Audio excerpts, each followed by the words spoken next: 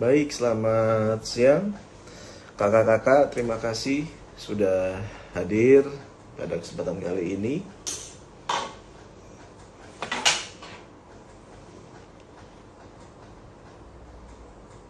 Kakak sudah masuk, Kak Nicholas?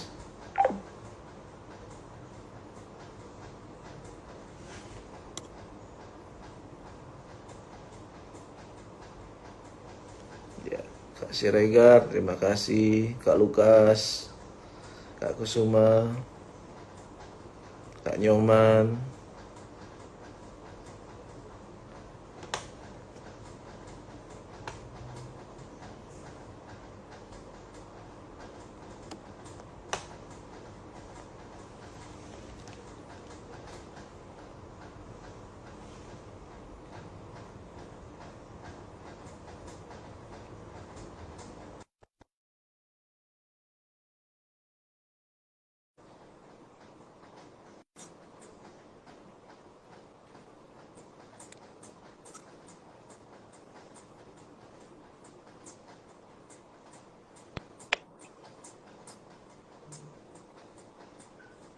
Siang Kak Diki.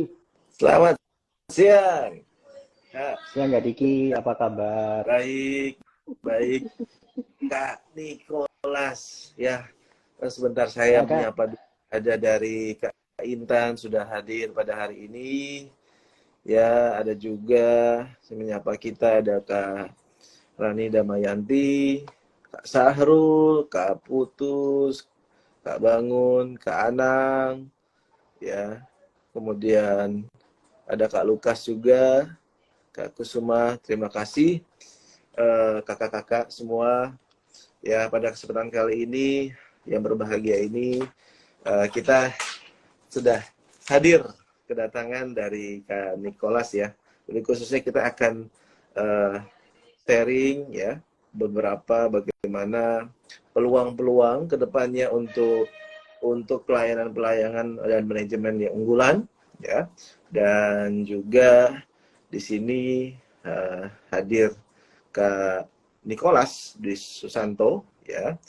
Kak Nicholas ini luar biasa ya. Saya sering diskusi juga beberapa hal di mana pelayanan karena beliau sebagai konsultan manajemen rumah sakit dan juga aktif dalam uh, di mana riwayat pekerjaan beliau ya sekarang ini sedang fokus di sebagai General GM atau General Manager di ASA IVF Indonesia dan juga GM sebagai di Klinik Pratama Tabita Surabaya juga. Wah, luar biasa Kak ya.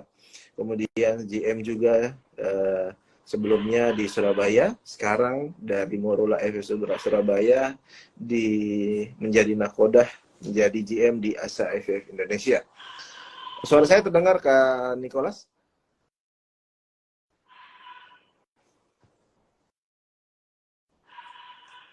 Kak Nicholas, suara saya terdengar?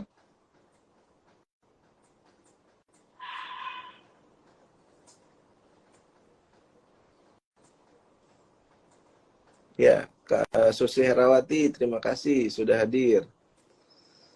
Ya, Kak halo. Agung juga terima Terdengar kasih. Kak? Ya, Halo. terdengar. Ya, Iya, tadi saya sempat putus Kak. siap. Kak Kak Yanza, Kak Raden, Kak Willy, terima kasih sudah hadir. Luar biasa hari ini kita memang isunya adalah di mana sudah terbuka ya bagaimana pelayanan-pelayanan di rumah sakit ya di mana membutuhkan unggulan-unggulan apa ini ya dari sudut.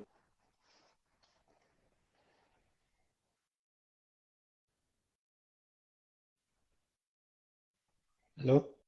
Halo. Sorry Kak. Halo.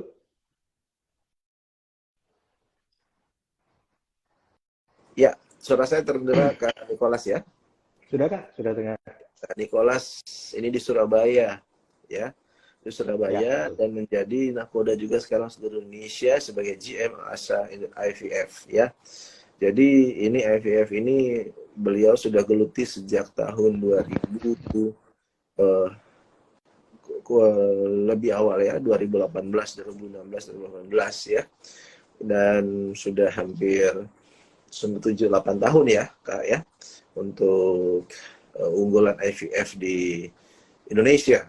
Dan di sini juga beliau aktif ya sebagai konsultan manajemen kesehatan ya, dan juga beliau lahir dari pendidikan dari Universitas Airlangga ya, Surabaya, Fakultas Kedokteran, dan juga menempuh pendidikan S2 Magister Administrasi Rumah Sakit dari Universitas Airlangga ya. Dan pada hari ini ya kita akan membahas tema-tema yang menarik ya, manajemen layanan unggulan rumah sakit. Manajemen layanan unggulan rumah sakit ya.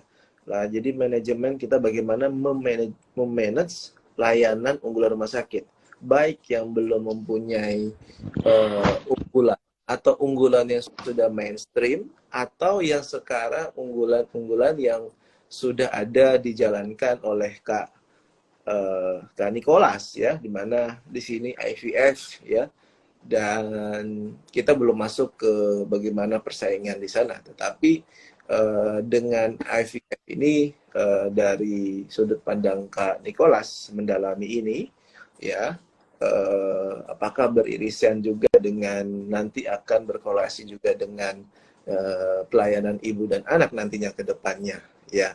Baik, silakan Kak Niko. Kak Niko, jadi itu mungkin pembuka dari kita bahwa manajemen ini kita ada tiga arah. Ada rumah sakit yang belum spesifik unggulannya apa. Ya ikut saja, yang penting operasional berjalan. Ada juga sudah ada unggulan, kira-kira mau bergeser kemana, begitu ya. Tetapi saat ini telah hadir Kak Nicholas ya. Kami ingin bertanya untuk unggulan untuk IVF atau serupa atau inseminasi dulu ya, atau itu dan selanjutnya akan ke unggulan-unggulan ibu dan anak dan yang lainnya. Baik ya, di sini sudah hadir Kak Ana, Kak Ari, Kak Sinta. Silakan Kak Nicholas. Terima kasih Kak. Silakan Kak. Ya, baik. Kak Diki, suara saya terdengar, Kak? Jelas, jernih Kak. Ya. Jadi, kalau kita bicara tentang layanan unggulan, sebenarnya saya yakin bahwa sebenarnya semua rumah sakit itu kan sudah mempunyai layanan. Nah, sekarang kita tinggal memilih apakah kita mau mengajukan satu atau dua atau bahkan lebih sebagai layanan unggulan atau tidak. Nah, apa sih yang sebenarnya dimaksud dengan layanan unggulan? Kalau kita bicara tentang layanan unggulan, itu sebenarnya adalah etalasenya rumah sakit. Sebagai rumah sakit, tentu kita berharap bahwa pasien itu datang ke tempat kita. Nah, bagaimana untuk buat pasien datang? Dari mana sumber informasi itu? Ya, kalau sederhana sekarang paling banyak ya search engine. Kalau kita bicara tentang Google. Misalnya nih, Kak Diki kalau butuh pemeriksaan MRI misalnya, apa yang Kak Diki lakukan? Search di Google, MRI di Bekasi misalnya. Nah, maka akan keluar rumah sakit yang punya MRI di Bekasi. Nah, inilah di situ letaknya, itu fungsinya layanan unggulan. Kalau kita menempatkan MRI sebagai layanan unggulan, maka kita akan mengelola layanan MRI itu sedemikian rupa, sehingga ketika orang itu search di Google, cari MRI di Bekasi, muncul nama rumah sakit kita yang paling atas. Atau bagaimana rumah sakit kita bisa menjadi top of mind di masyarakat, ketika masyarakat itu membutuhkan layanan tertentu. Nah, di situ fungsinya layanan unggulan. Nah, sehingga kalau kita sudah memutuskan kita mau mengajukan satu atau dua atau mungkin lebih sebagai layanan unggulan, maka kita harus siap untuk berinvestasi di situ. Kita harus siap untuk membuat ini, mengemas ini semenarik mungkin, sehingga orang tertarik untuk datang, dan nantinya layanan ini bisa jadi cross-selling atau upselling dengan layanan lain yang sudah ada di rumah sakit. Sebagai contoh, saya ambil bidang yang saya geluti selama 5 tahun terakhir di IVF. Kalau kita bicara tentang IVF, bagi rumah sakit itu banyak sekali sebenarnya upselling dan cross-selling yang bisa dilakukan. Contohnya, tentu semua rumah sakit saat ini memiliki layanan radiologi. Tapi kalau kita punya IVF, maka ada cross-selling yang bisa dilakukan di layanan radiologi existing. Paling utama adalah HSG, hysterosalpingografi untuk melihat apakah saluran telurnya buntu atau tidak. Karena kalau kita melakukan program kehamilan, kalau saluran telurnya buntu, apalagi buntu kanan kiri, maka itu sudah mutlak harus bayi tabung. Tidak ada pilihan lain. Tapi kalau itu masih tidak buntu, masih bisa dilakukan program alami atau inseminasi. Yang kedua adalah laboratorium. Tentu semua rumah sakit saat ini memiliki layanan laboratorium. Tapi berapa banyak pemeriksaan hormonal yang datang ke rumah sakit? Saya yakin tidak banyak. Karena dari beberapa rumah sakit yang kami dampingi untuk membentuk program layanan bayi tabung, itu rata-rata mereka dalam 1 bulan pemeriksaan hormonal itu nggak sampai 10. Nah, tapi ketika mereka punya layanan bayi tabung, maka otomatis semua pasien yang datang untuk melakukan program kehamilan akan melakukan screening hormonal. Antimullerian hormon, progesteron, estrogen, testosteron, itu pasti akan diperiksa. Dan itu mutlak, maka jumlah kunjungan di pasien di klinik bayi tabungnya itu akan bisa kita samakan dengan jumlah pemeriksaan hormonal itu pada 1 bulannya. Nah, kemudian layanan lain yang bisa cross selling dengan layanan bayi tabung adalah laparoskopi. Nah, tentu rumah sakit juga punya, saya yakin kebanyakan rumah sakit sudah punya tindakan laparoskopi. Cuma kalau tidak ada klinik bayi tabung, biasanya tindakannya tidak banyak. Tapi begitu membuka layanan bayi tabung, maka pasien-pasien yang terindikasi untuk melakukan layanan laparoskopi akan jadi lebih tinggi. Kemudian belum lagi kalau kita bicara tentang antenatal care, kunjungan terhadap poliopsinnya. Belum lagi kalau kita bicara tentang layanan fetomaternal. Karena pasien yang telah hamil dari program kehamilan tentu butuh pendampingan yang lebih intensif, biasanya didampingi oleh seorang dokter obgyn konsultan fetomaternal. Belum lagi nanti lahirnya butuh layanan intensive care, NICU. Nah, ini membuka potensi untuk pengembangan layanan-layanan baru. Belum kalau kita bilang wellness-nya, akupuntur misalnya, atau mungkin ada layanan wellness, medical tourism yang bisa mendampingi program kehamilan. Nah, ini adalah contoh layanan-layanan yang akan berkembang kalau kita memilih satu layanan unggulan tertentu. Dan saya yakin ini juga berlaku tidak hanya untuk IVF. Kalau kita memutuskan misalnya, kita putuskan layanan unggulan kita adalah di kardiovaskuler, di jantung. Nah, tentu pemeriksaan-pemeriksaan yang senada dengan ini yang akan mendukung layanan kardiovaskuler juga akan meningkat. Nah, ini yang harus dipertimbangkan oleh rumah sakit ketika mereka memilih mana layanan unggulan yang harus diunggulkan. Nah, itu kita lihat resource kita seberapa dan seberapa berani kita untuk berinvestasi untuk menjadikan layanan ini memang jadi etalasenya rumah sakit. Itu Kak Diki.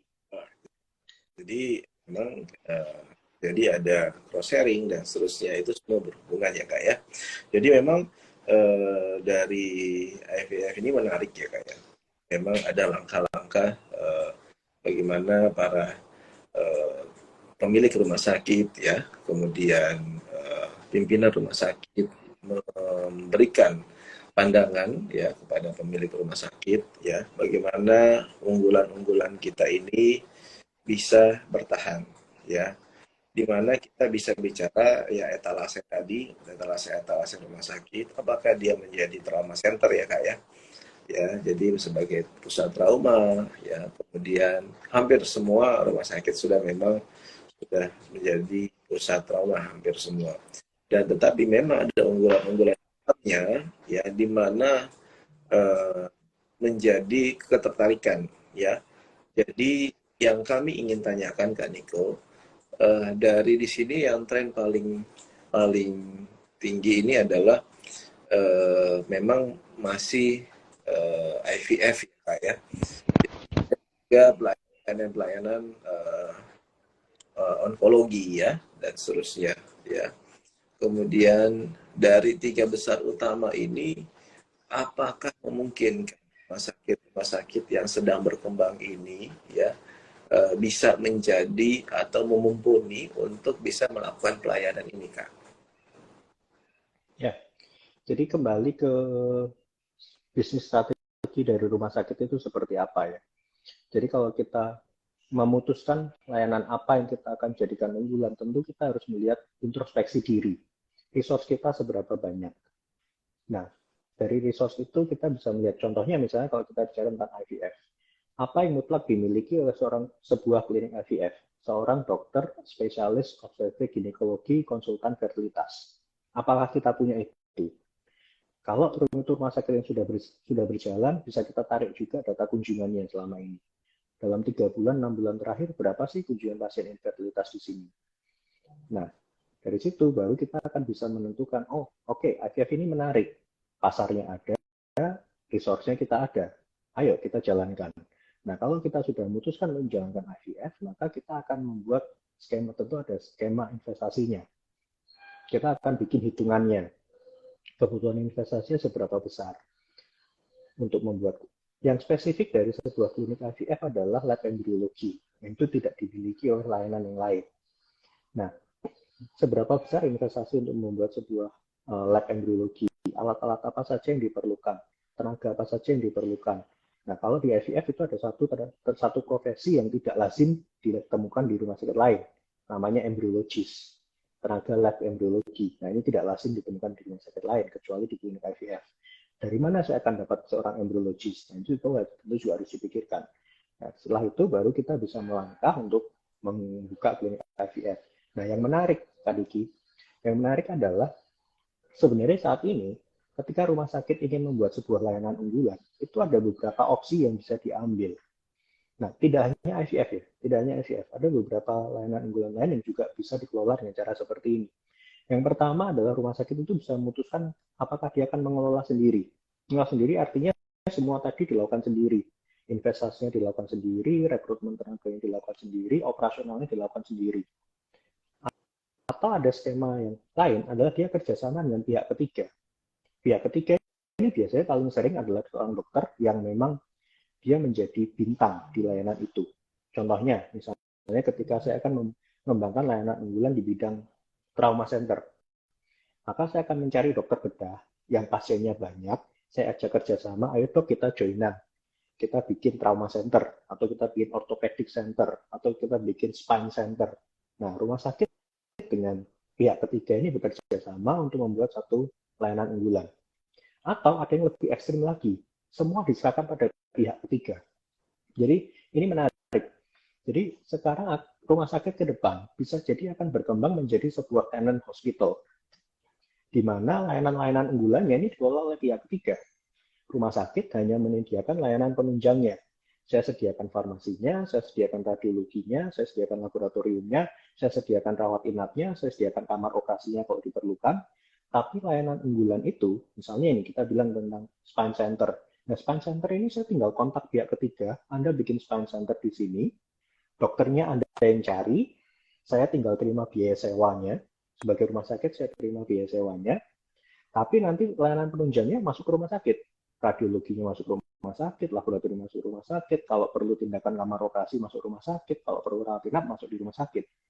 Nah, ada konsep yang dikembangkan ke arah sana. Saya ada seorang teman yang dia sekarang sedang mengembangkan bisnis itu. Yang saya tahu dia saat ini punya layanan unggulan di bedah saraf, bedah ortopedi, dan fisioterapi. Jadi nantinya bisa jadi rumah sakit ini jadinya kayak mall. Kita cuma punya gedungnya, kita sediakan layanan penunjangnya, tapi tenant-tenant di dalamnya ini adalah pihak ketiga. Nah, ini menarik sebagai sebuah, apakah akan berkembang ke arah sana? Bisa jadi, secara efisiensi mungkin lebih bisa di-manage dengan lebih, risikonya akan lebih kecil bagi rumah sakit daripada dia mengembangkan sendiri yang kita tidak tahu ke depan akan jadi seperti apa. Itu kan Diki. Oke, Kak, menarik sekali. Ya, ini kita tadi membicarakan mengenai lebih kerucut ya. Kita mungkin akan lebih luas lagi. Banyak sekali yang hadir di sini yang mungkin bisa dikatakan adalah rumah sakit yang sedang menuju sehat atau sedang berkembang ya, atau sedang bertumbuh ya. Jadi dari spesialis dasar yang rumah sakit yang sudah miliki ya, sudah pasti bedah ada ya. Jadi saya sudah sampaikan bahwa kita bisa bekerjasama dengan dokter-dokter tertentu ya untuk dan pemeriksaan tertentu untuk mengembangkan pelayanan unggulan untuk trauma center contohnya. Kemudian selanjutnya di mana juga rumah sakit yang saat ini ya, kita bicara untuk pelayanan yang hampir semua rumah sakit itu punya pelayanan mata, ya Kak ya. Jadi pelayanan mata yang dimana sekarang posisinya ini juga merupakan satu yang favorit untuk hospital. Ya, jadi di mana dibuka juga bagaimana layanannya menjadi lebih lebih leluasa, tapi juga terjaga dalam pelayanan mata ini, ya. Dan di sini rumah sakit dari pelayanan mata, ya, kemudian untuk trauma center tadi sudah. Nah, kalau dari sisi dari pelayanan mata, ya nanti mungkin ujungnya kita akan bicara tentang revenue OPEX ya Kak ya nanti. Tapi kita kupas dulu dari awal bagaimana secara luas rumah sakit ini yang kalau tidak salah ada 2.400 sekian ya rumah sakit ya. Dan rata-rata rumah sakit ini mempunyai spesialis-spesialis dasar. Kalau menurut Kak Niko ya, jadi untuk pelayanan-pelayanan ini ya kita bisa kembangkan misalnya mata, kemudian untuk pelayanan penyakit dalam atau subspesialis apa dan seterusnya. Apakah memungkinkan ya di luar di mana rumah sakit ya ini kita masuk dulu ke rumah sakit yang lebih ke dalam ya Kak ya lebih di bagian Sumatera misalnya. Sumatera di dalamnya lagi mungkin di Sumatera Barat ya atau di Bandar Lampung misalnya ya di Bandar Lampung atau di Lampung Timur ya mereka bagaimana caranya bisa memiliki unggulan ya di mana di daerah sekitarnya Lampung Utara, Lampung Selatan ya dan seterusnya itu bisa ke arah sana. Jadi salah satu contohnya untuk pelayanan mata. Kalau menurut pandangan Kak Niko bagaimana Kak? Ya, jadi kalau ini kita bicara tentang kasus yang rumah sakit yang sudah operasional ya Kak. Kalau rumah sakit yang sudah operasional kita bisa evaluasi data kunjungannya dalam mungkin 1 tahun, 2 tahun, 3 tahun terakhir. Kira-kira penyumbang revenue rumah sakit ini lebih banyak di bidang apa. Nah, itu kita bisa kembangkan dari satu, misalnya kita tentukan, misalnya kita ketemu bahwa oh ternyata pasien mata kita cukup menyumbang revenue yang cukup besar. Nah, ini kita bisa kembangkan ke arah sana. Artinya pasarnya ada. Nah, tinggal kita diskusi ini dengan dokter mata, kira-kira kebutuhannya apa saja untuk lebih bisa mengembangkan layanan mata ini. Apakah ada investasi alat yang kita perlukan, apakah perlu layanan khusus, ruangan khusus misalnya, apakah perlu alur khusus. Bahkan kalau kita bicara layanan unggulan itu sebenarnya sebaiknya layanan unggulan itu dikelola secara otonom dari rumah sakit. Supaya layanan ini bisa lebih fleksibel, bisa lebih agile untuk dia bergerak. Bahkan kalau perlu dia punya marketingnya sendiri, sehingga dia bisa memasarkan layanan ini lebih spesifik. Nah, contohnya begini Kak, anggap aja rumah sakit itu punya 16 layanan. Dia mau membuat satu layanan unggulan. Nah, kalau layanan unggulan ini tetap dijadikan bagian dari rumah sakit, artinya semua pengelolaan manajemennya masih dalam rumah sakit, maka semua akan tergantung dari rumah sakit. Contoh misalnya, aktivitas marketingnya yang dia lakukan, kalau dia misalnya harus mengikuti marketingnya rumah sakit, yang mana marketing rumah sakit membawai 16 layanan, dia harus menjual 16 layanan, maka satu layanan mata ini baru akan mendapatkan slot untuk aktivitas marketing berikutnya setelah 16 yang lain berjalan. Beda kalau kita punya satu sendiri tim manajemen, tim marketing yang memang harus menjual khusus layanan mata. Makanya akan jadi lebih agile, maka karena lebih potensinya untuk mendatangkan pasien akan jauh lebih tinggi.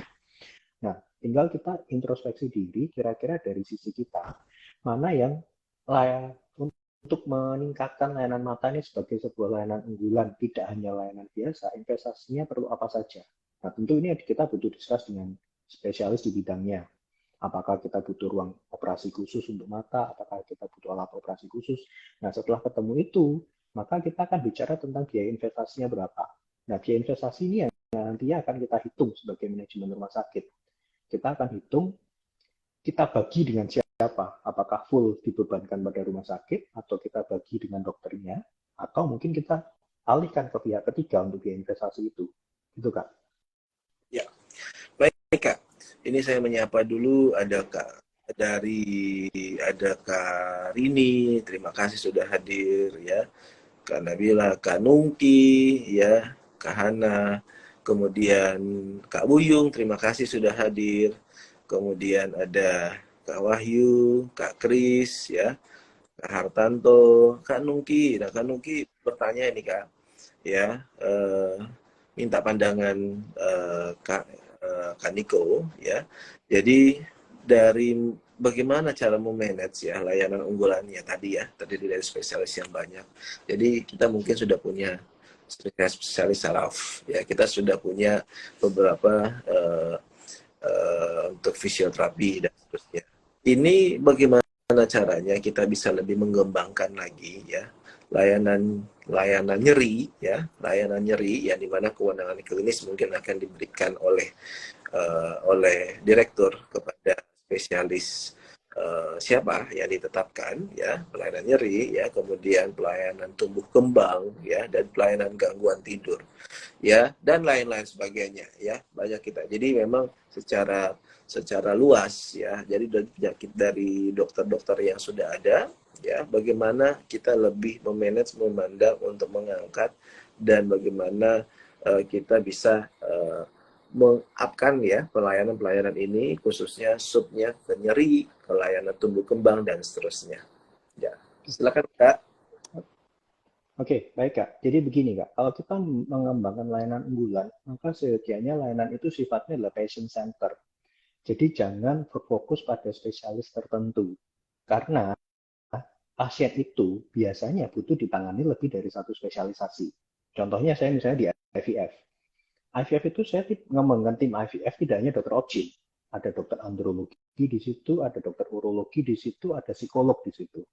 Kalau kita tadi contohnya kita bicara tentang layanan nyeri, maka itu harus menjadi sebuah keputusan dari manajemen rumah sakit untuk membentuk tim nyeri. Dan ini jangan hanya dari satu spesialisasi, karena pasien itu nantinya butuh, yang dibutuhkan tidak hanya dari satu spesialisasi, bisa dari anestesi, bisa dari saraf, atau mungkin kalau dia perlu tindakan bedah ya bisa dari dokter bedah. Nah, kita bentuk tim nyerinya. Ya, siapa yang nantinya akan berkecimpung di layanan unggulan nyeri ini. Nah, kalau kita sudah membuat satu tim yang memang khusus untuk menangani nyeri ini, maka kita buat alurnya klinik nyeri ini seperti apa. Apakah pendaftarannya ikut di rumah sakit atau klinik nyeri ini punya pendaftaran sendiri. Kalau saya lebih suka kalau layanan unggulan ini punya alurnya sendiri. Sehingga pasien itu tidak merasa dia harus masuk dalam sebuah sistem yang besar, itu cenderung tidak lebih dekat dengan pasien. Kalau saya lebih suka membuatnya lebih dekat dengan pasien, sehingga pasien itu bisa mengakses langsung ke klinik nyeri kalau dia membutuhkan klinik nyeri. Dan yang penting adalah tim ini harus solid. Tim ini baik dari sisi dokter, perawat, dan tim manajemen di klinik, di layanan unggulannya harus solid. Jadi ketika ada satu pasien, ya jangan diselesaikan dengan sendiri-sendiri. Kalau pasien itu memang membutuhkan ke tim ini untuk datang bersama, ya kita buat satu forum yang jadi pasien ini ditangani secara terintegrasi kalau bahasa akreditasinya. Nah, kalau pasien bisa dilayani secara terintegrasi dengan baik, maka pasien ini akan mendapatkan layanan yang optimal. Sama seperti kasus misalnya saya di IVF. Ini bidang yang saya geluti selama 5 tahun terakhir. Mungkin saya akan nanti sharing tentang IVF.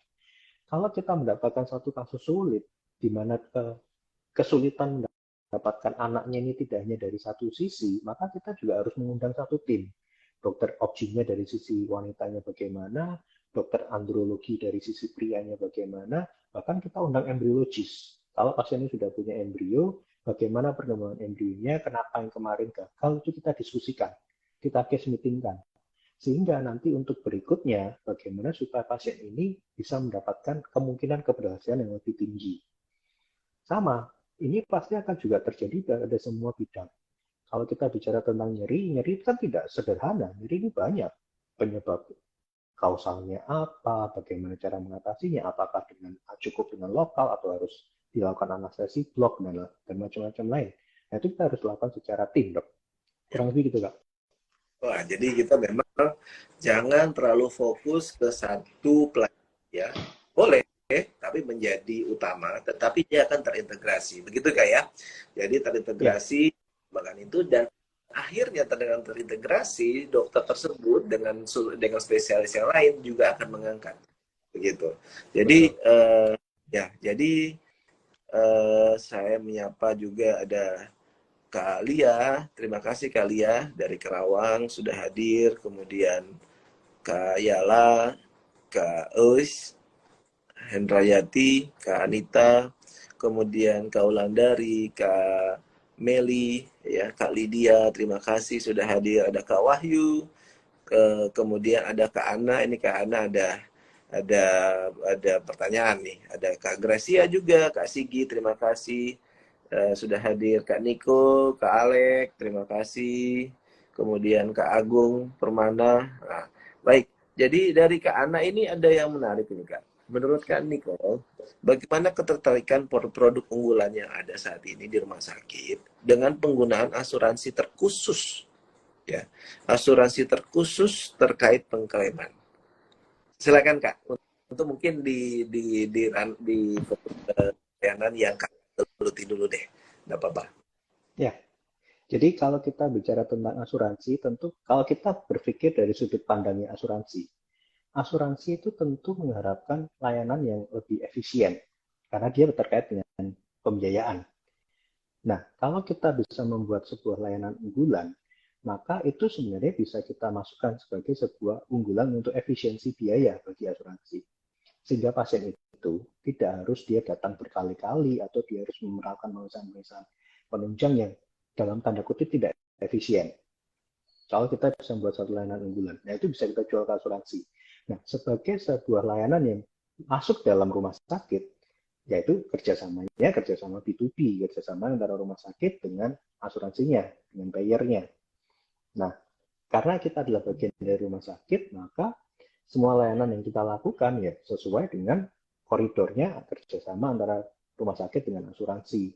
Tentu dokternya kan tentu punya SIP di tempat kita, alurnya kita punya, standar eh, pemeriksaannya kita punya, standar obatnya kita punya. Nah, ini tentu masuk dalam buku tarif yang kita berikan ke asuransi.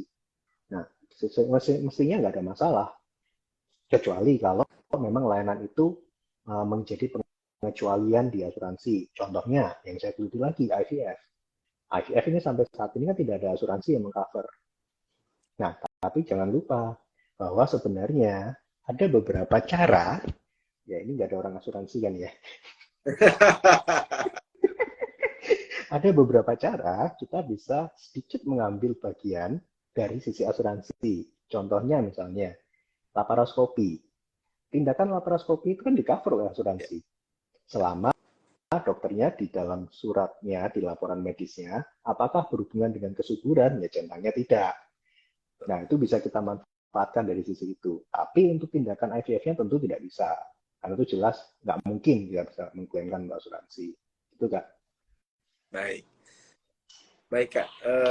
Terima kasih banyak untuk penjelasannya ya dari Kak Ana Azharul. Kak, terima kasih banyak. Kak Niko, juga ada Kak Alek ya, Kak Agung Permana. Ini Kak Agung Permana ini dari Jawa Tengah kalau tidak salah ya. Ya. Justru saya juga menyapa juga ada Kak Danang dan Kak Susi. Kak Susi Handayani. Kak Adi Batam, terima kasih sudah hadir Kak Adi Batam.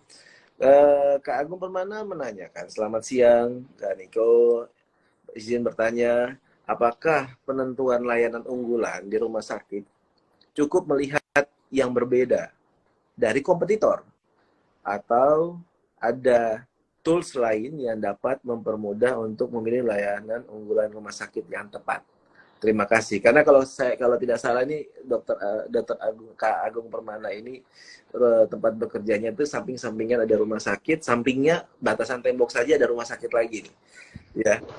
Apakah kita mengikuti yang sebelah tetangga ya? Itu hanya batasan tembok kalau nggak salah itu Kak Agung Permana.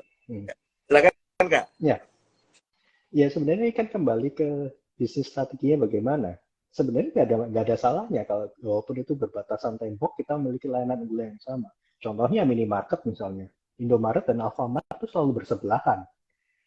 Nah, kalau kita lihat, kalau kita analogikan seperti itu, ya nggak ada salahnya sebenarnya kita punya layanan unggulan yang sama. Tinggal sekarang kita evaluasi diri kita. Jadi, kalau kita mau memutuskan kita memilih mengembangkan layanan unggulan yang mana, itu jangan hanya sekedar lihat tren, hanya sekedar lihat kompetitor, tapi justru yang paling utama adalah kita lihat diri kita sendiri. Kalau ini sebuah rumah sakit yang sudah berjalan, kita bisa evaluasi dari data kunjungan, dari data pendapatan, revenue, penyumbang revenue terbesar di sisi mana, atau dari data kunjungan kasus terbesar kasusnya apa, atau dari sisi. Nah, setelah dari situ kita lihat resource kita punya apa, dokter kita siapa yang pasiennya paling banyak, itu bisa kita kembangkan. Nah, setelah itu baru kita lihat kompetitor di sekitar kita kira-kira seperti apa nih peta persaingannya. Kita mampu nggak kalau bersaing dengan tetangga sebelah? Kalau memang kita memutuskan kita punya, misalnya nih, kita putuskan kita mau layanan unggulan onkologi. Kita punya banyak dokter yang di bidang onkologi. Kita punya dokter penyakit dalam konsultan onkologi. Kita punya dokter bedah onkologi. Kita punya dokter opjin onkologi. Kita punya dokter THT onkologi misalnya. Nah, nggak ada masalah kita jalankan kita punya layanan onkologi, walaupun sebelah punya. Nah, kalau layanan onkologi, maka kita harus coba untuk membuat sebuah layanan ini dari end to end, dari awal sampai akhir. Kalau kita bicara tentang onkologi, berarti awalnya mulai dari screening, diagnosa, terapi, sampai rehabilitasi, bahkan mungkin sampai paliatif. Kalau kita bicara tentang terapi radiologi, pilihannya ada 3. Kemoterapi, surgery, atau radioterapi. Apakah kita siap untuk invest sampai seluruh pelayanan end-to-end ini? Kalau memang kita punya resource untuk itu, ya nggak ada salahnya. Kita punya SDM-nya, kita punya teknologinya, kita punya alat-alat yang diperlukan, ya sudah, jalankan. Kita tinggal bentuk tim manajemen, kita kelolanya sebagai layanan unggulan. Tidak ada salahnya untuk bersaing dengan sebelah. Kurang lebih gitu, Kak. Baik, terima kasih Kak Niko. Jadi memang ya kita langsung dalami saja, tentukan mana revenue yang paling yang memungkinkan ya bisa meningkatkan pendapatan ya. Ya kita belum masuk ke sana nih Kak. Jadi karena pasti ujung-ujungnya nanti ke sana kita masih bertahap ya Kak ya alurnya. Kemudian selanjutnya oke, Kak Nungki, terima kasih sudah menjawab wawasan. Kemudian dari ya saya ingin menyapa ada Kak Ulang Utari, terima kasih sudah hadir. Kak Rehan, ya baik. Jadi Kak Nicholas, jadi memang jadi kita memang benar-benar jangan terfokus ya. Karena kita harus punya mempunyai modal kerja ya, harus punya modal kerja dahulu untuk mengembangkan IVF ini. Jadi rencana anggarannya seperti apa dan seterusnya. Ya kemudian kita nanti akan bicara kira-kira payback periodnya berapa gitu Kak Niko ya. Nanti aja dulu ini lebih kerucut ke IVF-nya gitu ya. Jadi memang di sini kita ya kalau misalnya di Jawa Barat itu ya memang untuk jangkauan contohnya ya ada rumah sakit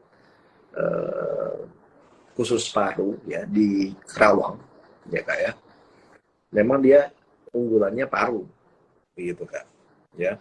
Dan dia besar lahannya itu dari aset ya bisnis prosesnya dan yang lainnya ini hampir akan menyamakan seperti persahabatan begitu Kak.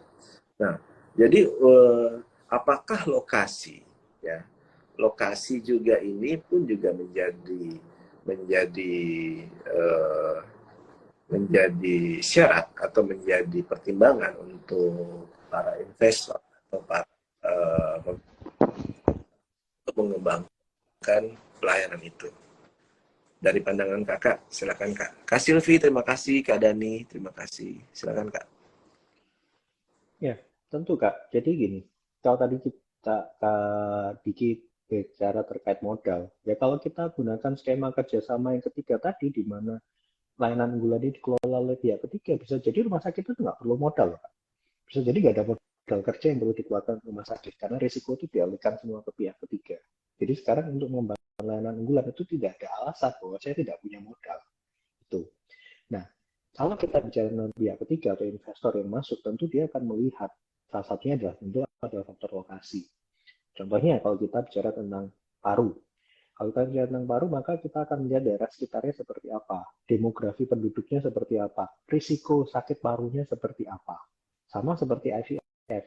Kalau kita bicara tentang layanan IVF, maka kita akan lihat, kita akan cari lokasi-lokasi di mana di situ banyak keluarga-keluarga muda dengan tingkat ekonomi yang relatif mapan. Karena pasien-pasien IVF adalah keluarga-keluarga muda yang mampu untuk membayar layanan ini, karena layanan ini tidak tercover asuransi apapun. Kurang lebih seperti itu. Tentu lokasi itu jadi salah satu faktor pertimbangan. Tapi harus diingat bahwa budaya masyarakat kita, pasien-pasien di Indonesia itu sebagian besar masih mencari dokter. Nah, kalau kita bisa menarik seorang dokter paru yang memang sudah secara track record baik, pasiennya banyak, itu bisa jadi lokasi ini menjadi pertimbangan kedua. Nah, tentu dokter ini harus kita petakan dulu. Kalau kita melihat potensi seorang dokter, maka kita harus petakan dia ini pada fase apa. Kalau kami lebih suka, kami biasanya membagi fase itu menjadi 4. Fase dokter itu menjadi 4. Satu adalah fase early career, awal dari karirnya. Kemudian peak career, karir pada puncak karirnya. End of career, akhir karirnya, atau retirement. Nah, dokter ini kalau kita mau rekrut, kita harus petakan dia ini pada fase apa. Jangan sampai kita rekrut, oh pasiennya banyak, tapi dia tidak pakai end of career. Maka layanannya nggak akan jangka panjang. Kita harus melakukan regenerasi dengan cepat. Tapi kalau dia masih pada early career atau malah menuju peak career-nya, nggak ada masalah. Kita masih bisa bergantung pada dokter ini mungkin 10 tahun, 15 tahun ke depan. Sambil kita siapkan dokter-dokter muda yang akan menjadi regenerasi berikutnya. Gitu Kak. Jadi lokasi penting, tapi juga kita harus melihat siapa dokter yang kita rekrut. Karena pasien masih mencari dokter. Baik. Jadi tempat juga memang jadi syarat utama juga ya Kak ya. Akan lebih baik lagi menjadi utama kita harus memfokuskan SDM. SDM pun juga yaitu kita sebutkan adalah dokter spesialis itu sendiri ya. Jadi dokter spesialis juga pun juga ada grafiknya ya Kak ya. Ya di mana grafiknya di mana sedang menanjak ya Kak ya, di mana sedang peaknya ya, kemudian sedang flat ya tapi tetap di atas, kemudian apakah masih bisa diangkat lagi naik ke atas dan seterusnya ya, dengan tambahan-tambahan tim-tim yang dari yang berkaitan dengan pelayanannya misalnya kayak. Jadi memang banyak effort yang memang kita harus pertahankan, strategi ya, dan hard skill and soft skill untuk hal ini untuk meningkatkan pelayanan ya. Jadi untuk pelayanan ini Kak, ya. Jadi pelayanan ini ya bisa saja tadi Kakak bisa sampaikan bahwa memang dari rumah sakit sendiri langsung mengangkat ya dokter tersebut ya bisa menciptakan satu pelayanan atau bagian dari pelayanan unggulan ya, atau bergandengan ya dengan pelayanan unggulan rumah sakit yang lain, karena kan kita mitra ya dengan rumah sakit sekitar ya Kak ya. Jadi itu perlu juga. Nah, layanan unggulan ini kembali lagi kalau memang yang di IVF misalnya Kak ya, misalnya atau di rumah sakit yang sedang berkembang memiliki dokter tersebut ya, sedang puncak-puncaknya. Tetapi memang di rumah sakit yang satu sisi lagi dia mempunyai alat yang dibutuhkan atau dokter yang dibutuhkan atau tim yang dibutuhkan ya untuk menjadi kuat. Apakah memungkinkan Kak? Misalnya di Metropolitan Jakarta. Di situ terlihat ada MRCC ya, ya mau saya sebutkan ya, karena situ sekitar kalau Jakarta di Metropolitan, kemudian ada Mayapada ya, kemudian ada juga rumah sakit Karta ya, juga ada Di situ ada Murni Teguh, ada rumah sakit juga eh, apa namanya IMC ya, ya. Ya. Jadi itu eh, apakah memungkinkan Kak, ya, rumah sakit ini berkolaborasi, ya, berkolaborasi, ya, dengan mempunyai SDM-nya masing-masing, ya, untuk mendapatkan revenue yang lebih lagi, ya, dan mendapatkan unggulan yang dimana bersama-sama bisa dan kesepakatan bersama untuk meningkatkan pelayanan. Contoh ya salah satunya adalah IVF. Apakah memungkinkan Kak? Silakan Kak Niko. Kalau secara Ya, kalau secara bisnis itu memungkinkan. Artinya kolaborasi itu akan menghemat dari sisi resource yang dikeluarkan. Nah, cuma pertanyaannya, apakah secara regulasi memungkinkan? Nah, nanti kita perlu dalami lagi, apakah secara regulasi memungkinkan kalau seperti itu. Nah, jadinya layanan itu jadi atas namanya siapa? Karena kalau kita bicara regulasi, maka harus ada penanggung jawabnya, kan? Ya, Nah, betul. jadi layanan itu jadi atas nama siapa? Siapa yang mau bertanggung jawab atas layanan yang dilakukan di rumah sakit lain?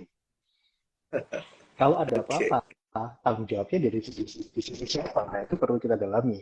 Kecuali kalau kita bisa petakan, oh misalnya layanan ini, kalau misalnya ini kanker, kita bisa tentang onkologi misalnya. Oh, onkologi, kalau aku butuh radioterapi, aku ke tempatmu. Kalau kemoterapi ke tempatku. Kalau surgery ke tempatku. Nah, itu kita bisa kolaborasikan dengan masing-masing punya tanggung jawab sendiri-sendiri. Tapi kalau satu layanan kemudian dibagi menjadi dikolaborasikan di banyak rumah sakit, pertanyaannya tanggung jawabnya jadi milik siapa? Ya. Tuh. Oke. Baik Kak. Ya, kita mungkin lebih spesifik lagi ya. Ini ada pelayanan memang dari segi pelayanan spesialistik ya. Nah, ada salah satu juga pelayanan, ya bisa kita sebutkan adalah pelayanan, yaitu adalah pelayanan medical check up, ya Kak. Jadi medical check up. Jadi medical uh, mempunyai satu merupakan satu unggulan juga, ya. Salah satu revenue cukup tinggi pastinya di rumah sakit maupun di klinik-klinik tertentu, ya, yang dimana untuk mengembangkan atau mendapatkan revenue lebih besar lagi, ya. Jadi kalau dari sudut pandang dari medical check up, ya, ya, jadi medical check up ada yang satu uh, klinik dia punya atau rumah sakit, ya, yang beliau punya MRI, ya, satu lagi punya tidak punya MRI, 128 slice, ya, tapi membutuhkan MRI, ya. Jadi artinya apa? Jadi medical check up ini perlu juga kita bisa soroti, ya, untuk menjadi apakah bisa menjadi kita soroti untuk menjadi salah satu unggulan untuk rumah sakit dari pandangan Kak Niko. Silakan Kak. Ya, sangat menarik. Jadi saya percaya bahwa rumah sakit ke depan itu akan menjadi sama seperti yang kemarin kita bahas di Jogja ya, di PIPI yang masih yang pertama kemarin. Bahwa ke depan rumah sakit ini kayaknya akan lebih mengarah menjadi rumah sakit yang ramah terhadap orang sehat. Nah, kalau saya tentang layanan orang sehat di rumah sakit, ya tentu yang pertama adalah medical check up. Medical check up kan orang di sana orang sehat semua. Tapi dari medical check up itu 20% bisa temu penyakit, bisa jadi pasien kita. Nah, ini menarik. Medical check up itu cukup menarik sebenarnya untuk bisa menangkap pasien-pasien baru. Nah, memang kalau kita bicara medical check up, maka modalitasnya itu cukup banyak. Karena kan yang namanya medical check up berarti kan screeningnya harus luas, tidak mengarah pada satu bidang tertentu. Maka kita akan butuh modalitas yang besar. Kita butuh alat-alat yang dari berbagai spesialisasi. Bisa jadi memang rumah sakit tidak punya resource untuk melengkapi di semua bidang. Nah, ini bisa kita kolaborasikan. Kita bisa kolaborasikan dengan rumah sakit sekitar atau klinik-klinik sekitar yang memiliki layanan yang tidak kita miliki. Menarik nih, Kak. Boleh nggak kita coba, Kak? Baik, Kak Niko, kita menyapa dulu ya. Di sini ada dari Kak Arya, ya Marsi. Ya Marsi mah kian abis. Semangat maju terus. Terima kasih Kak Arya. Kak Akbar, terima kasih sudah hadir. Kak John Liang, terima kasih. Kak Indra, kemudian ada Kak Dani, ya. Kemudian ada Kak Ahmad, ya. Dokter Kak Rita Ivana, terima kasih sudah hadir. Kak Dendi, Kak Dende Gita, Kak Tude Perama, Kak Ahmad, kemudian ada Kak Oki, ya, dan juga ada Kak Sri Ginting. Terima kasih sudah hadir. Jadi memang disinilah kita menjadi mengupas, ya. Jadi unggulan memanage unggulan-unggulannya. Oke, kita mulai masuk ke kita mengintip sedikit boleh ya Kak, ya Kak Niko ya. Jadi Kak sedikit. Jadi dari IVF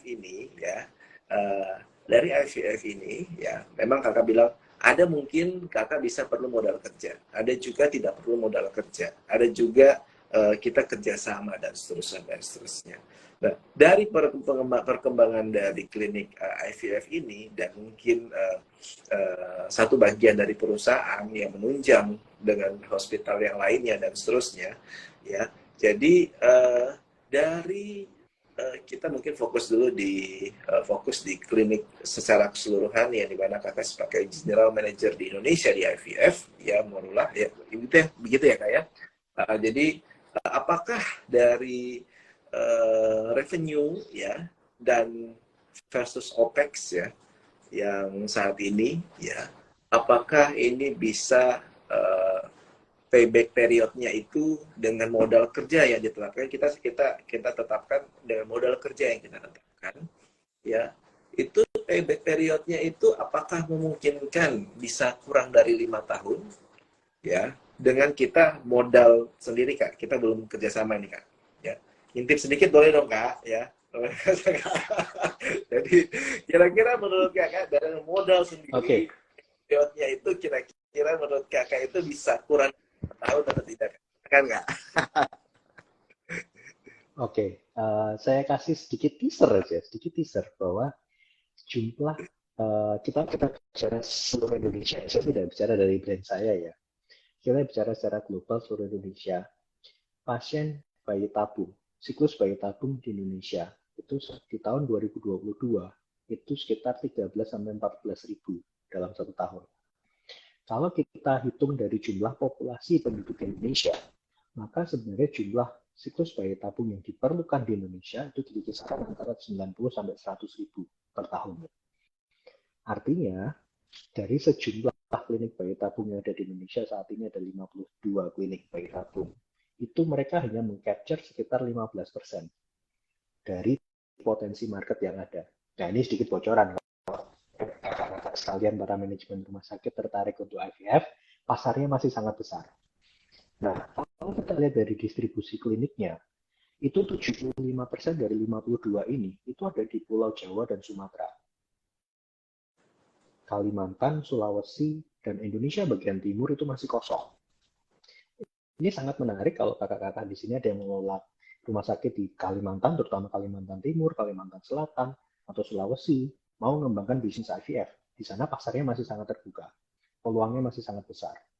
Nah, berapa sih biaya investasi yang dibutuhkan untuk membuat sebuah klinik IVF kalau itu dilakukan sendiri? Kemarin baru saja saya membuat sebuah hitungan untuk satu rumah sakit di Malang untuk klinik IVF. Jadi klinik IVF itu benar-benar tergantung teknologi apa yang mau kita install. Apakah kita mau benar-benar sampai teknologi terupdate yang ada saat ini di dunia, atau cukup basic. Nah, pokoknya kita bisa bayi tabung dulu.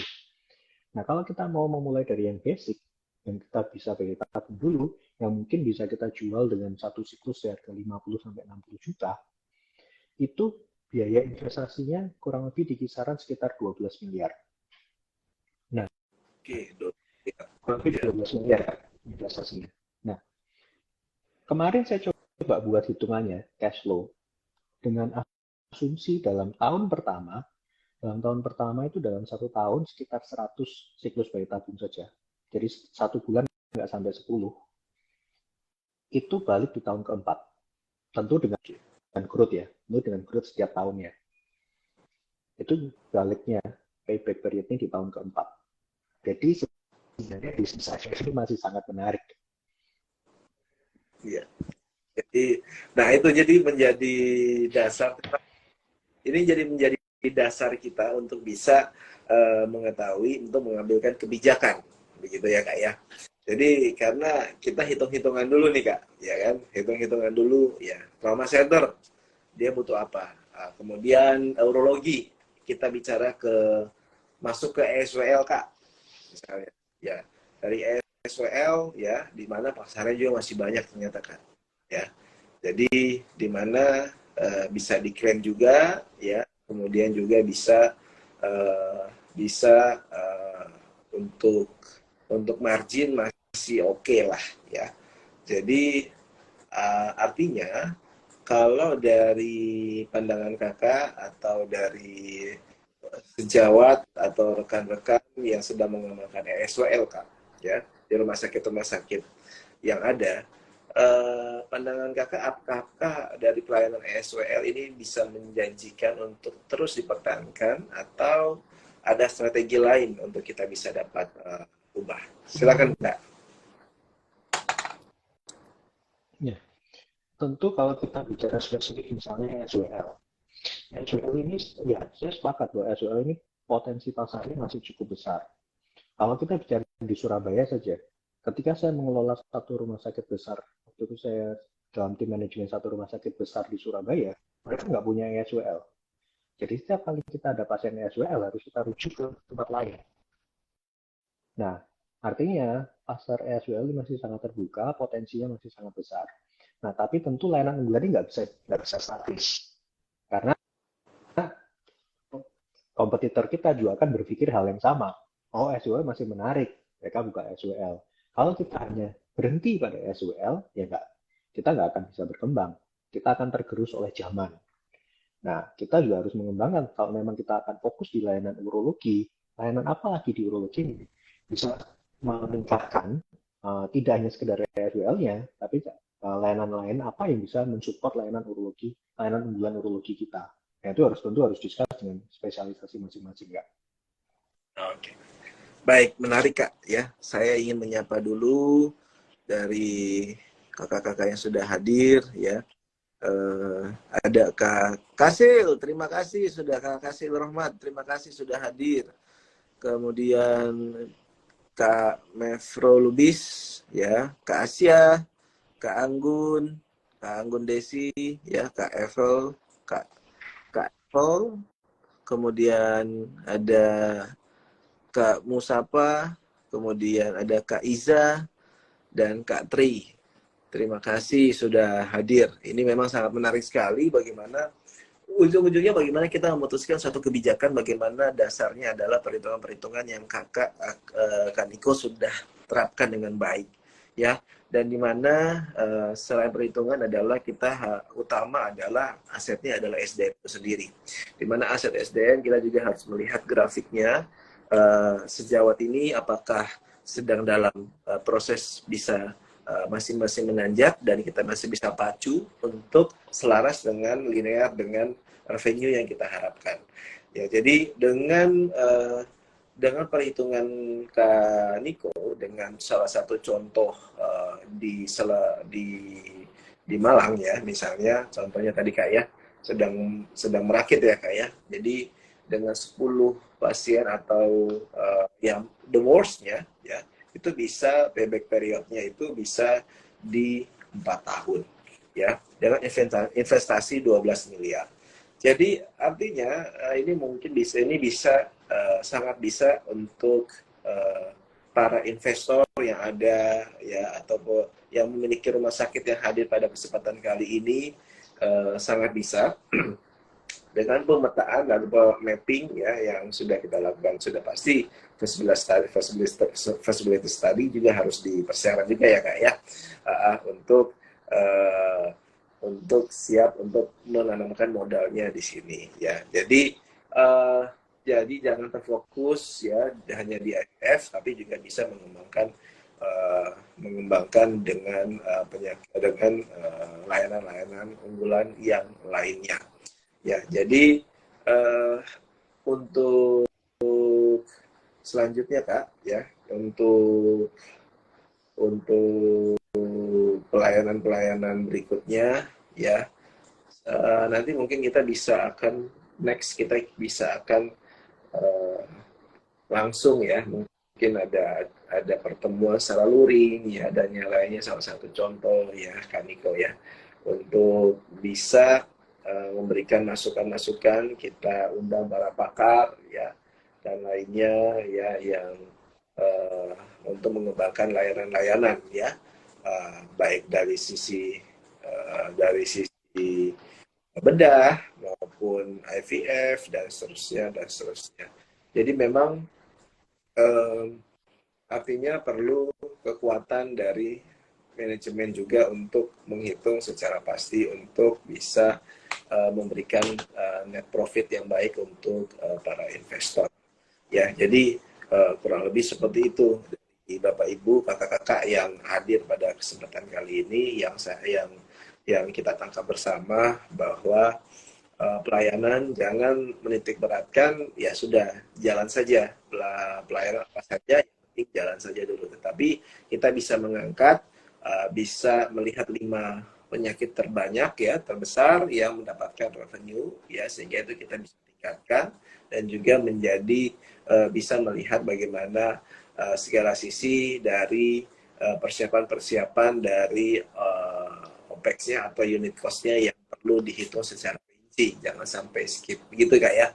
Jadi Kak Nicholas ya, sebelum masuk ke closing statement nih Kak Nicholas, kira-kira sebelum saya menyampaikan atau memperkenalkan IAMRC lebih lagi, kira-kira Kak Nicholas, sebelum closing statement ya Kak, mungkin bisa memberikan wacana lebih lagi ya, selain unggulan-unggulan yang ada di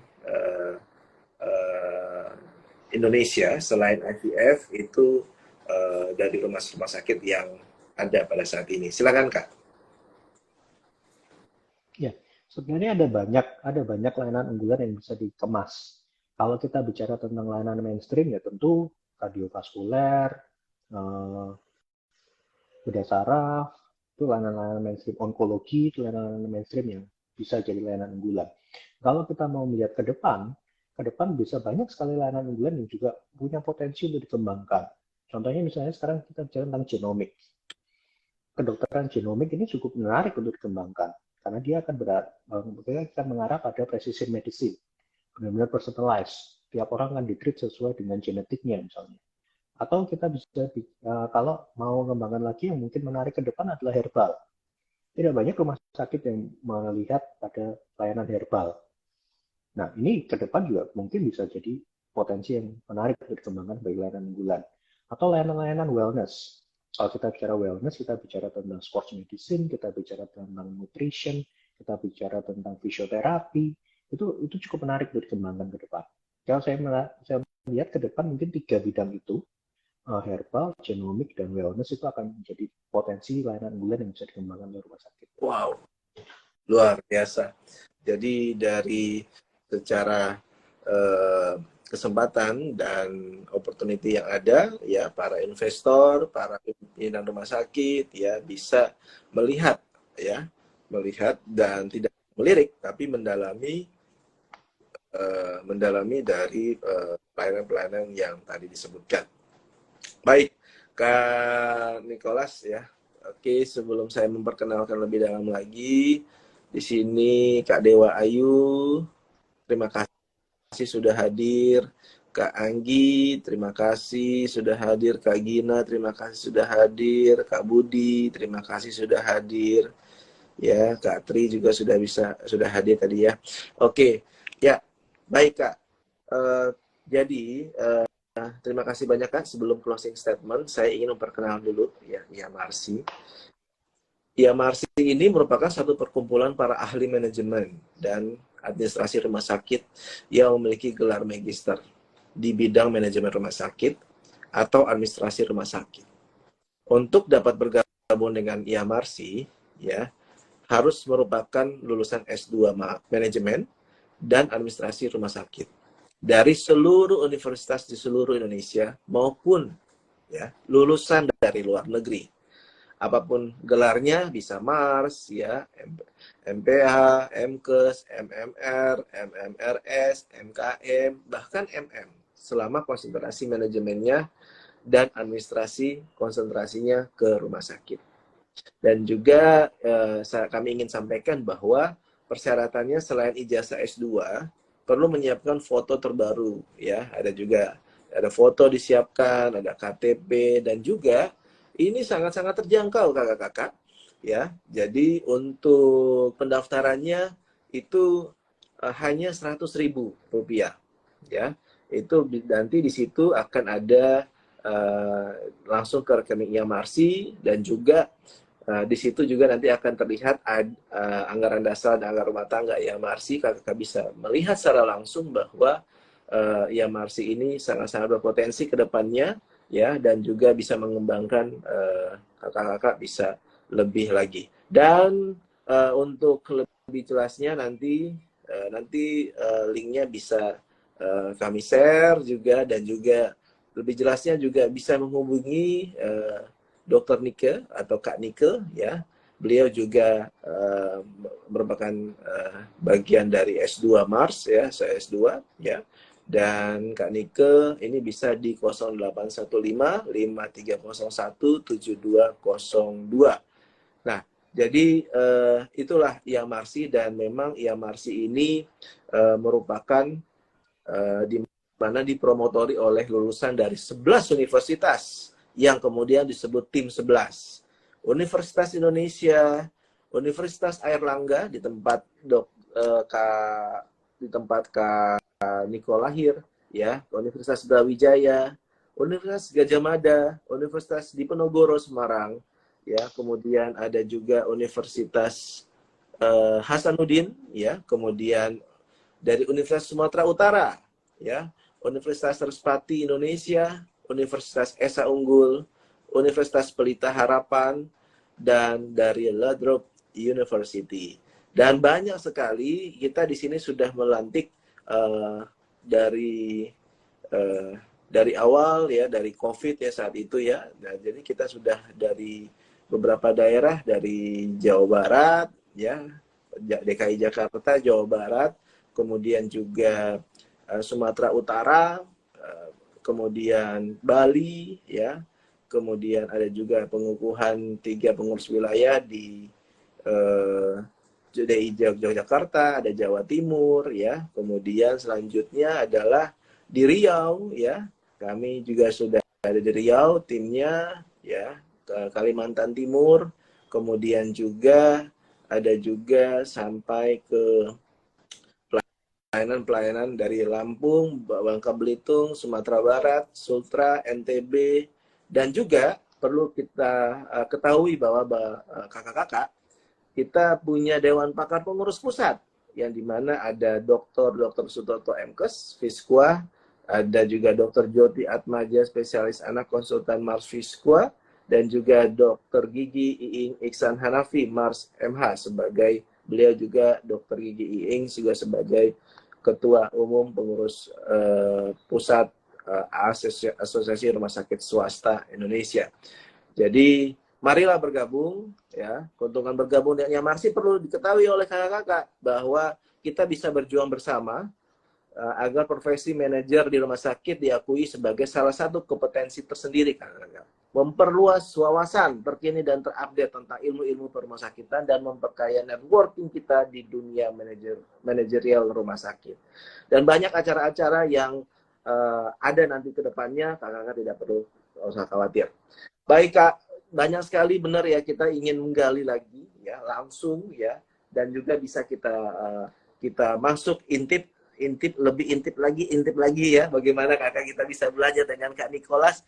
Menarik sekali dari awal secara keseluruhan sampai akhirnya, khusus, ya, sampai bagaimana ternyata kakak-kakak atau bisa menyampaikan kepada investor atau kepada pemilik rumah sakit bahwa ini masih banyak peluang-peluang. Tidak hanya di FVF, ada juga di pelayanan-pelayanan yang lainnya sudah disebutkan oleh Kak Nicholas. Kak, mohon izin minta closing statement untuk kakak-kakak yang hadir pada kesempatan kali ini. Oke, jadi prinsipnya gini, selama rumah sakit itu butuh pasien, maka kita harus punya layanan unggulan. Karena layanan unggulan itu adalah pintu masuknya pasien ke dalam rumah sakit kita. Dari layanan unggulan itu kita bisa cross-selling, upselling, dan layanan yang lain. Nah, untuk membuat sebuah layanan unggulan itu tidak hanya sekedar butuh dokter atau kita beli alat apa, tapi kita butuh membangun sebuah teamwork, kita butuh leadership, dan kita butuh komitmen yang kuat dari para stakeholder, baik itu investor, manajemen, maupun dokter yang akan berkecimpung di situ untuk kita bersama-sama membangun sebuah layanan unggulan yang akan pada akhirnya meningkatkan citra rumah sakit kita. Baik. Terima kasih Kak Nicholas ya. Kita juga ingin perkenalkan juga, saya ingin menyapa juga ada Kak Portia, terima kasih sudah hadir. Kak Lim Sandi, terima kasih sudah hadir ya. Kemudian Kak Lilis ya, Kak Dokter Triansa ya, Kak Mumun, Kak Novi, Kak Dewayu juga sudah hadir kembali dan seterusnya. Dan juga saya ingin mengenalkan bahwa ada istilah ya, di mana di dalamnya itu ada masuk dalam satu salam ya, di mana di Iamarsi ya, di mana di dalamnya ada profesionalisme, ada etik dan hukum, ada keteladanan ya untuk K-nya, I integritas, dan K yang kedua adalah kekeluargaan. Jadi kita sebut biasanya salam pekik ya. Demikian yang bisa kita sampaikan. Saya Diki dari pengurus wilayah Jawa Barat, Kak Nicholas sebagai pengurus pusat Iamarsi ya. Terima kasih banyak Kak atas semua ilmu, semua masukan, saran, gambaran, dan yang lainnya, sehingga kakak-kakak di sini yang dimana bergandengan dengan para investor ini bisa meningkatkan pelayanan di Indonesia, di mana bersama bergandengan dengan Iamarsi untuk lebih dalam lagi. Ya, saya sebutkan tadi profesionalisme, etika dan hukum, keteladanan, integritas dan kekeluargaan, itu kita singkat dengan PEKIK ya. Jadi dengan akhir kata kami mohon pamit. Saya Diki dengan Kak Nicholas. Terima kasih banyak dan mohon maaf bila ada yang belum berkenan dari setiap penyampaian kami, dan saya yakin banyak sekali hasil dan informasi dari Kak Nicholas yang perlu kita tangkap dan kita kembangkan. Nanti tunggu acara berikutnya yang dimana bersama Kak Nicholas dan bersama para pakar yang lainnya, dan kita akan masuk di dalam tidak hanya IG Live, dan juga bisa ada acara-acara lainnya seperti webinar atau luring atau seminar, workshop, dan lain-lainnya. Terima kasih. Kita bersama-sama, saya ucapkan salam pekik, nanti Kak Nicholas bisa menyambut dengan baik. Salam pekik. Salam pekik. Oke. Terima kasih kakak-kakak. Kami pamit. Wassalamualaikum warahmatullahi wabarakatuh. Terima kasih Kak Nicholas. Terima kasih Kak Diki.